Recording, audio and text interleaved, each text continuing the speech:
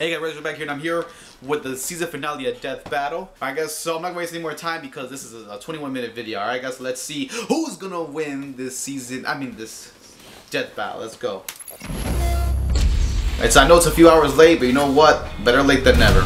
Hey, this is not a day late. The great philosopher Plato once said, "The measure of a man is what he does with power." But to these guys, power is know the measure Vergil. of a man. Sephiroth, the Only fearsome Vergil. one-winged angel of Final Fantasy. And Vergil, the half-demon son of Sparta from Devil May Cry. He's Wiz and I'm Boomstick. And it's our job to analyze their weapons, armor, and skills to find out who would win a death battle. Oh, it's a 3D fight. Let's go. I'm rooting for Vergil. No, I'm sorry. I'm not biased. Through the millennia, legends were passed of a source of unlimited energy, the Promised Land. Unfortunately, all hope of finding this sacred ground had been lost, until the Shinra Electric Power Company excavated the remains of a being believed to hail from the very land they sought. They called this weird, naked purple lady Jenova and thought that if they could Marilyn bring her back to Manson life, 2.0. she could help them find the Promised Land. But apparently, they just didn't have any Phoenix Downs. If they couldn't resurrect a being who could lead them to the Promised Land, Shinra decided they would simply create their own. After many experiments infusing Jenova's cells with those of a human's, they finally found their savior. His name was Sephiroth. With hair like that, it's no wonder he was created in a lab. Look at how majestic that mane is. According to Final Fantasy lore, Sephiroth has to use an entire bottle of shampoo and conditioner every single time he bathes. Why do you know that? Did you join his fan club or something? For research. But Shinra wasn't interested in Sephiroth for his hair. Instead, he was an essential part of their soldier program. Wait, this electric company has their own private military? I'd hate to miss a payment with those guys, especially if they sent Seph after me. Look at the ridiculously long sword he keeps with him. That's his Masamune. This 7'2" behemoth of a blade is a lot like the Nodachi swords they used back in feudal Japan. But instead of wielding something long with two hands like those, Sephiroth only needs one. Even that speaks nothing of his effectiveness as a warrior. Yeah, you know when people spread legends of someone, they usually make him out to be even better than he really is? It's the total opposite with Sephiroth. With his superhuman speed, strength, and durability, Sephiroth was instrumental in ensuring Shinra's victory in the Wutai War, conquering the last free nation on the planet. I'll stop. He returned home a legend. But all those warm, fuzzy feelings of victory didn't last long. While on a mission to the town of Nibelheim, Sephiroth found a bunch of books on the Jenova project. That's when he discovered he was a secret science project the whole time. The truth crushed Sephiroth and drove him mad. In a rage, he annihilated Nibelheim, but was stopped by a mercenary named Cloud Strife. Sephiroth was impaled by the Buster Sword and fell to his death. Oh, well, that's disappointing. Which is what I would have said if Sephiroth hadn't dropped into a hole in the ground that led him to the giant Windows screensaver called the Lifestream. The Lifestream is a buried river of energy which basically maintains life across the planet. Normally, merging with the Lifestream is the equivalent of entering the afterlife, but not for Sephiroth. And this is where things get weird, so buckle up. Still conscious, Sephiroth's essence floated through the Lifestream for years until he absorbed enough energy to rebuild his body. With the energy of the Lifestream, he could control other beings with Jenova's cells, including the corpse of Jenova, who he manipulated like a puppet and disguised as himself. Oh, what the hell? That's his mom? Who would do that to their own mom? I mean, I know she's a genocidal alien monster, but come on! Probably makes a good breakfast. But Sephiroth's descent into the Lifestream offered him even more. It transformed him from a mere super soldier into the most dangerous being on the planet. He's strong enough to throw a man hundreds of feet skyward, move at supersonic speeds, and withstand brutal stab wounds through vital organs. He's got illusion powers that can trick people by creating an entirely fake scenario. He can lift people with his mind, including himself, and then he can just fly. That's how it works, right? Additionally, Sephiroth can cast magic thanks to his on-hand materia. Materia is crystallized life energy which grants different powers according to the type of materia used. This lets Sephi attack with fire, lightning, ice, and earth-based magic. He can block attacks with Barrier and Reflect, and heal himself with Cure and Regen.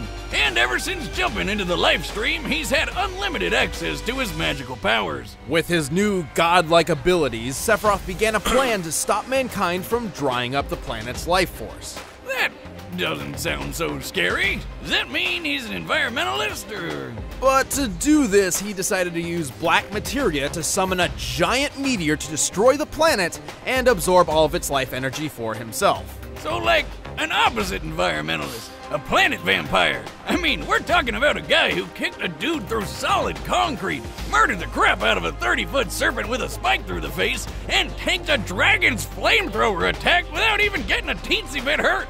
A particularly impressive feat considering this attack was capable of one-shotting fellow soldier Zack Fair. Wiz, you may need to up your prescription, because that's definitely Cloud. No, Cloud was just recalling false memories there. It was really Zack. However, it was Cloud who impaled Sephiroth pre-livestream with the Buster Sword. And holy God, is it huge! It's like 2 feet wide! You'd think a stab from that thing would just cut him in half. But Seph just kinda shook it off. And in his rematch with Cloud, he blocked an attack strong enough to crater the metal around him.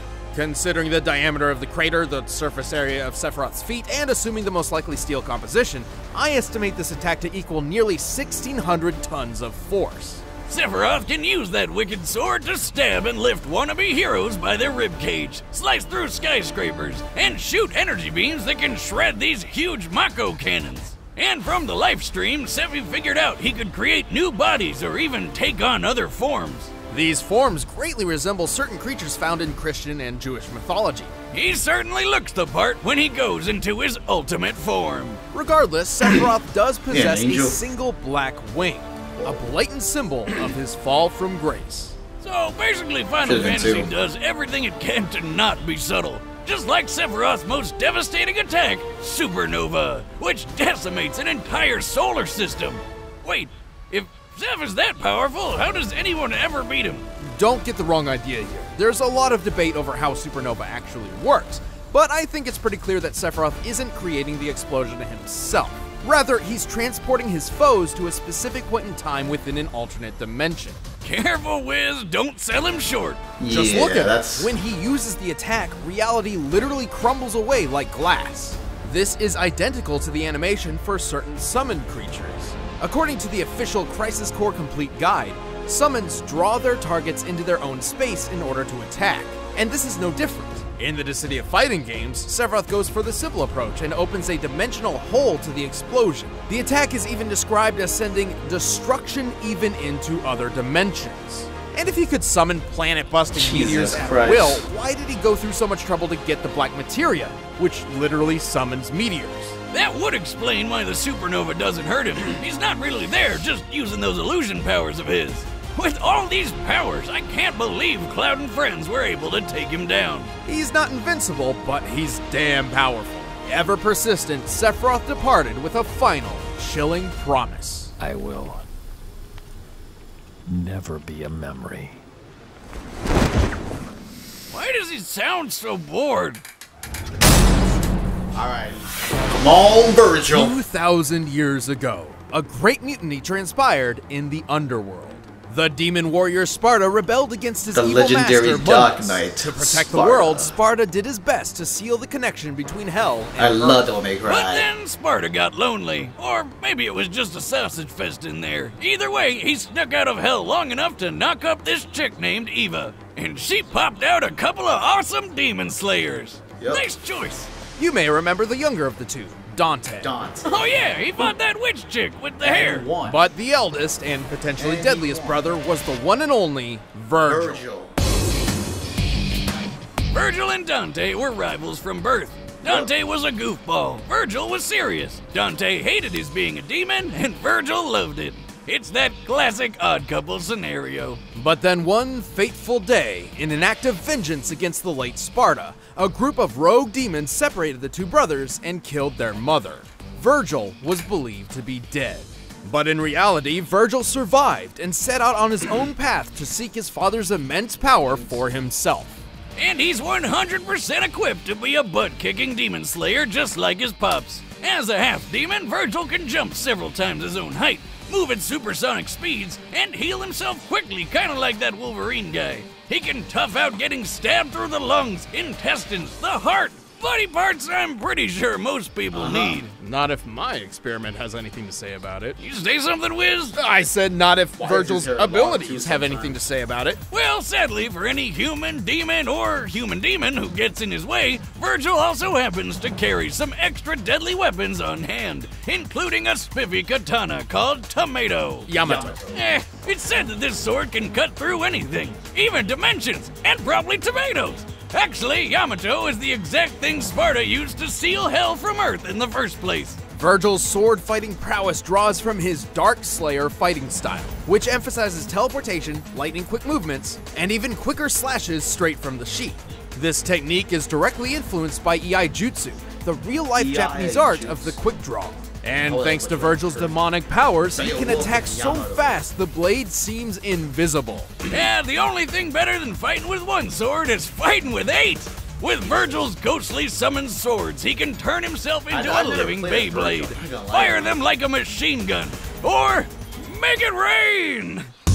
Blades may be Vergil's bread and butter, but if he needs to focus on brute strength, he switches to Beowulf. He can charge up blink-of-an-eye punches and kicks that hit like a cement truck made of lead and KO some of the toughest demons in just a few hits. And hey, looks like he digs Street Fighter. There's one more trick up Vergil's sleeve. Thanks to his demon blood, he can access a form known as Devil Trigger.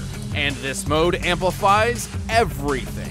His strength, speed, and healing all get a huge boost, making him several times deadlier than before. Plus, he just looks badass. In his quest to become as powerful as his father, Vergil's abilities skyrocketed. He's taken down dozens of demons in the blink of an eye, and escaped an illusion from the sorcerer Arkham, which makes normal people go crazy.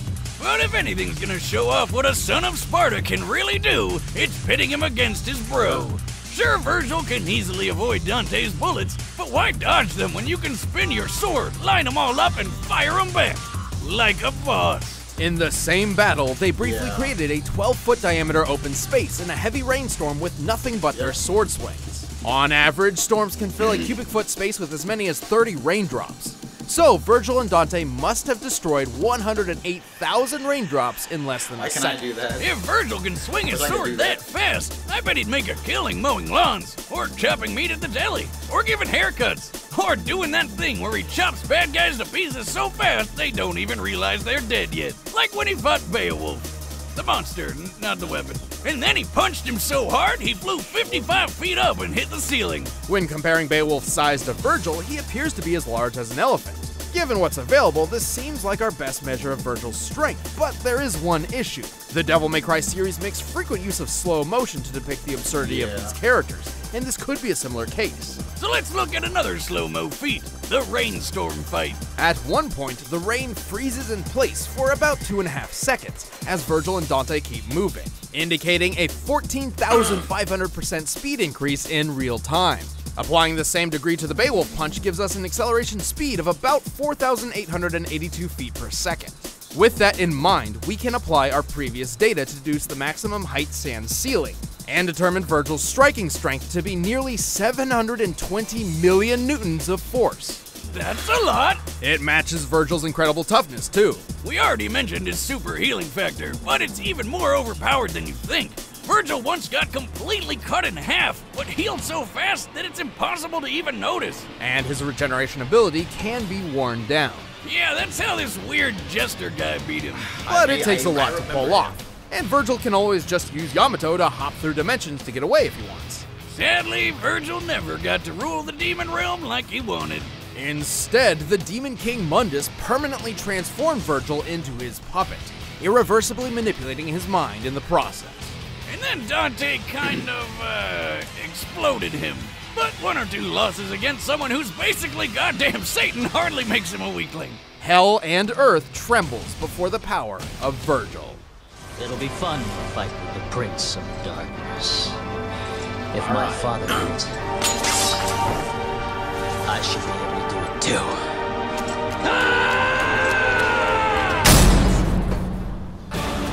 All right, the combatants are set. Let's end this debate once and for all. But before we get to the bloody slicing and dicing, pick up some Blue Apron and slice and dice in your kitchen. Blue Apron's goal is to make incredible home cooking accessible to anyone, and it can, because it's the #1 fresh ingredient and recipe delivery service in the country. With their easy-to-follow instructions, I whip me up a delicious meal in no time. Blue Apron delivers fresh, pre-portioned ingredients and step-by-step recipes right to your door that can be cooked in under 45 minutes. The menu changes every week based on what's in season and is designed by Blue Apron's in-house culinary team. You choose the plan that works best for you, whether you're making a meal for 2 people or your family of 4. There's tons of new recipes to choose from each week. And if you want more than one, go for it. Depending on your plans, you can pick 2 to 4 meals from Blue Apron's delicious receies every week. Then there's my favorite, the wine plan, where you get 6 bottles of wine from renowned winemakers delivered monthly. Blue Apron is treating Death Battle viewers to their first 3 meals with your first order if you visit blueapron.com/battle. That's a $30 value. I've got dibs on the roasted chicken and maple butter with mashed sweet potato and collard greens. Blue Apron sends only non-GMO ingredients and meat with no added hormones. So check out this week's menu and get your $30 off with free shipping at blueapron.com/battle. Blue Apron, a better way to cook. But right now, it's time for a death battle! I need to get their t-shirts. Alright, let's go. Come on, Vergil. I think he's gonna lose. I think he's gonna lose. You are powerful. Animation. I can see it. Pretty good, pretty good. Who are you? Oh, I'm reckless. Your despair.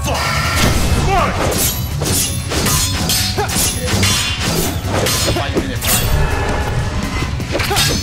Fast pace.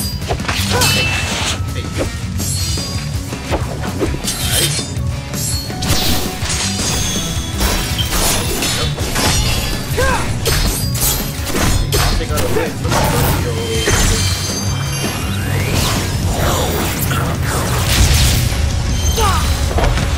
Trouble.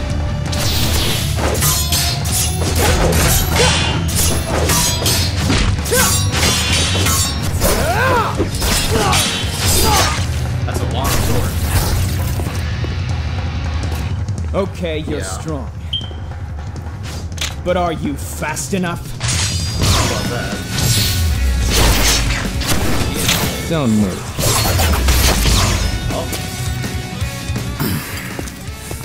I suppose it can't be helped. All the black wings. Wait a minute.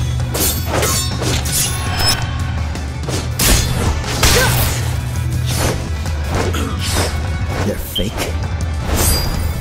Stop wasting my time.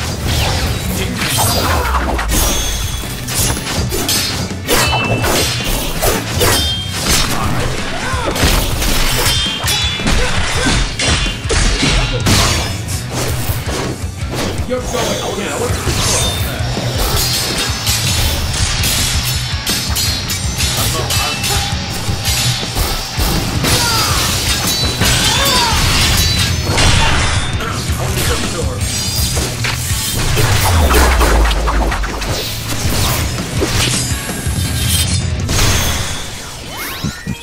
Behold the truth. What is that? Supernova. It's a wrap. I saw you could pierce the fabric of our dimension, so I cast an illusion to disguise this. Witness oblivion. Dragon Adventure. Oh man, you tried. I'm free. Well, it was a good fight. So you are.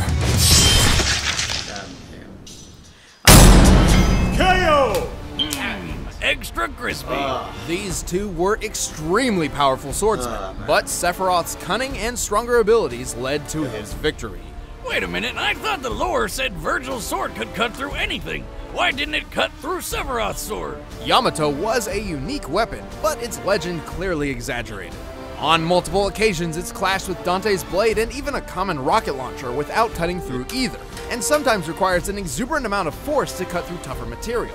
But let's discuss the real facts. Like strength. So Vergil with Beowulf could do 720 million newtons, right? But there aren't a lot of good Sephi strength feats to compare. First, let's compare Sephiroth to a fellow first-class member of the Soldier Fighting Force, who had also been experimented on with Genova cells, Zack Fair. Remember him? He's the Knot Cloud guy who fought that dragon. At his peak, Zack could cut through a large metal door with one swing, seemingly with most of his strength. Given the size and width of the door, this feat's sheer strength comes out to 980 million newtons. And Seph was way stronger than Zack. In fact, if we look at their strength stats when they fought that dragon, Sephiroth was 3.5 times stronger than Zack, putting Sephiroth's strength output at over 3 billion newtons. That's almost as much force as 30 Hiroshima bombs. Strength isn't everything, though. Vergil was technically faster than Sephi, but Sephiroth has handled people of similar speeds before. Plus, Sephiroth could survive plenty of hits because his healing power is broken. The capabilities of Vergil's healing factor was nearly unprecedented, but it had its limits. In contrast, Sephiroth's healing abilities were only limited by his pool of magic, which was unlimited. Well, he also had to take some time to cast each healing spell, but that's why he distracted Vergil with his illusions. We know Vergil was susceptible to illusionary and mental attacks, as it's happened to him multiple times and even led to his in-canon demise. And Sephiroth's illusions could hide his ultimate technique. Yeah, Vergil's healing was pretty awesome, but it was never gonna hold up under an exploding sun to the face. Vergil put up a good fight, but he couldn't match Sephiroth's superior strength, magic, and techniques. Looks like this devil's cried for the last time. The winner is Sephiroth.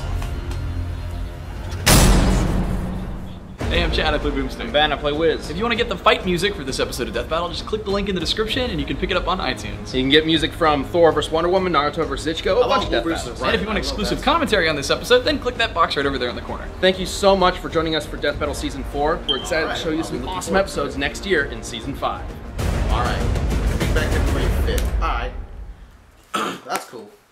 Alright guys, well I'm not gonna talk long because it's a long video, so I wanna get this thing up.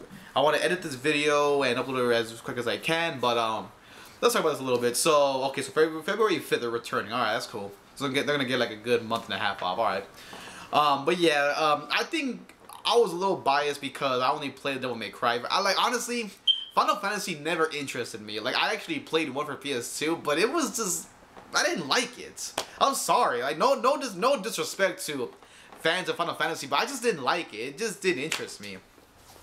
However, Devil May Cry, I've been playing that game since I was like this many, maybe this many, I don't know.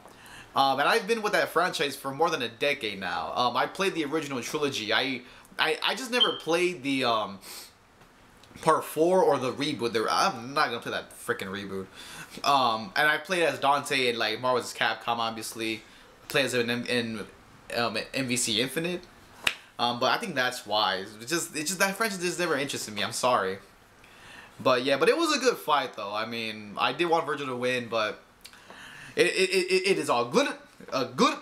All right, so that's pretty much it, guys. Let me know what you guys think. Do you agree with the outcome? Do you disagree? All that good stuff. And what will they have what will they have in store for next year? We will have to wait and find out. Season 5. No, just kidding. Season 5. All right, that's pretty much it, guys. All right, so it was a good season. Not every fight was. A lot of fights were great. Some of them were mediocre. Some were all right. You know how this works. All right, so be sure to click the notification bell. Make sure you. Well, you know at least Dante saw as a win. All right, be sure to click the notification bell. Make sure you like, comment, subscribe. And until then, REKLEZ Rich. Sending.